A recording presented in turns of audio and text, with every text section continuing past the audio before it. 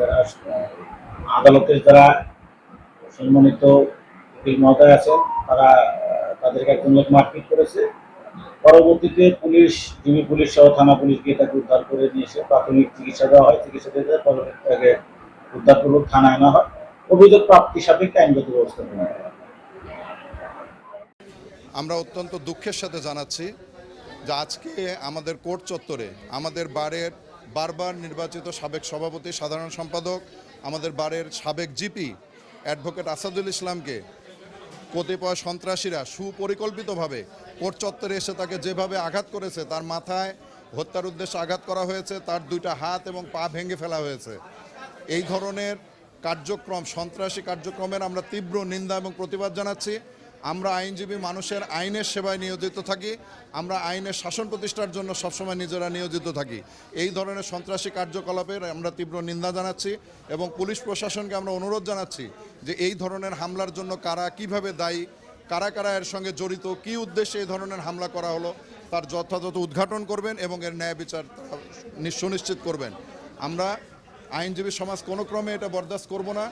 আমরা এই সিনিয়র আইনজীবী অত্যন্ত ভদ্র মানুষ, এটা আমরা কখনো, উনি একজন বিজ্ঞ সিনিয়র আইনজীবী, এ ধরনের কার্যক্রমকে আমরা আর মেনে নিতে চাই না। আমরা আপনাদের মাধ্যমে দেশবাসীকে এবং প্রশাসনকে জানাতে চাচ্ছি, আমি বর্তমান ক্যাবিনেটের একজন সিনিয়র সহসভাপতি হিসাবে এই আইনজীবী সমাজের পক্ষ থেকে আপনাদের মাধ্যমে দেশবাসীকে জানাই যে আপনারা এটার সোচ্চার হওয়ার ব্যাপারে আপনারা যেন আইনজীবীরা কখন আক্রান্ত না হয়, তাহলে সমাজে একটা খারাপ মেসেজ যাবে। আজকে নাটোর জেলা আইনজীবী সমিতি ভবনের দ্বিতীয় তলায় আমাদের সিনিয়র আইনজীবী, নাটোর জেলা আইনজীবী সমিতির সাবেক সভাপতি এবং সাবেক জিপি, উনি কোর্ট চলাকালীন সময়ে উনি কোর্ট সেরেস্তায় কাজ করছিলেন। এই সময় কোনো একটা মামলার শত্রুতার জের ধরে উনি হয়তো বিপক্ষে একটা মামলা করেছিলেন। সন্ত্রাসী প্রকৃতির লোকজন ওনাকে ঘিরে ধরে এবং পেছন থেকে একজন ব্যক্তি ওনাকে উপর্যুপরি লাঠি দিয়ে বেশ কয়েকটা আঘাত করে এবং উনি মাথায় 3-4টা বাড়ি খাওয়ার পরে উনি পড়ে যায়। আবারও আঘাত করতে গেলে উনি 2 হাত দিয়ে ঠেকাতে গেলে ওনার 2টা হাতেরই বিভিন্ন অংশে ভেঙে যায় এবং আমরা পরে সদর হাসপাতালে ওনাকে আশঙ্কাজনক অবস্থায় নিয়ে আসি। কয়েক জায়গায় ওনার কাটাছেঁড়া আছে এবং ব্যাপক আঘাত, ফোলা, নীলাফোলা এগুলো আছে আমরা দেখছি।